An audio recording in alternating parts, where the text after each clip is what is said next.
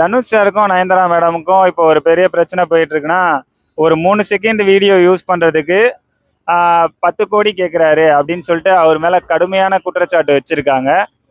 இது ஏன் தனுஷ் அண்ணன் அலோ பண்ணல 2 வருஷமா அதுவும் தெரியல.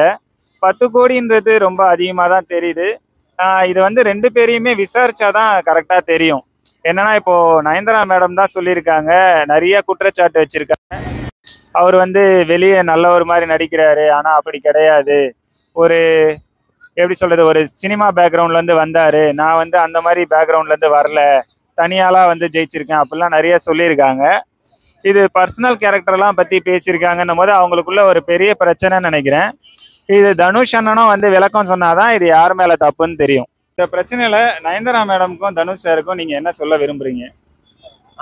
இப்போ நயன்தாரா மேடம் வந்து சொல்றாங்க தனுஷ் மேலதான் எல்லாமே தப்பு இருக்குன்றாங்க. இப்போ அது வந்து சோசியல் மீடியாலாம் பாருதுன்னா ரொம்ப அவர் மேலேயே குற்றம். இவர் இந்த மாதிரி இவர் பண்றாரா, இவங்க இந்த மாதிரி இருக்காங்களா அப்படின்னு தோணும், எல்லாருக்குமே தோணும் வரும்.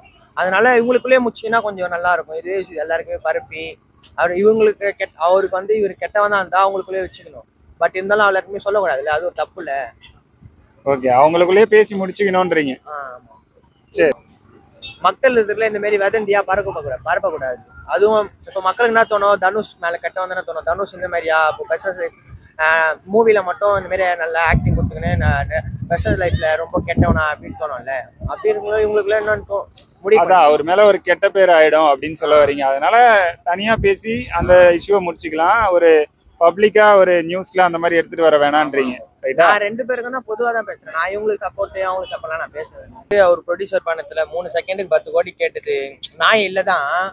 பட் இருந்தாலும் அவங்க படத்தை போடுறாங்கல்ல, சரி, அவருக்கும் கொஞ்சம் இது வேணும்ல, கொஞ்சம் கொடுக்கணும். அதுக்குன்னு 10 கோடி ஜாஸ்தி தான், கொஞ்சம் கொடுத்தாலே போதும். அதுக்குன்னு 3 செகண்டுக்கு 10 கோடினா ஓவர் தான். அதே அப்ப வந்து தனுஷ் சார் மேல தவறுன்னு சொல்றீங்களா?